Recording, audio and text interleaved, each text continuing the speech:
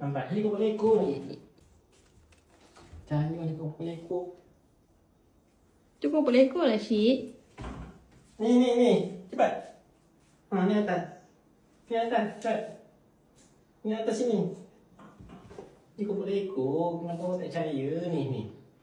Ha, jaga. Ni cepat ni jaga ni. Cik, ni. Belak. Dah melekat. Ha, tu. Cik. Ha. Dah. Apa tu? Dah cakap kan kau boleh ikut, tak percaya. Melekat tu. Macam digoreng. Melekat. Betul. Ya. Tak percaya kau cakap.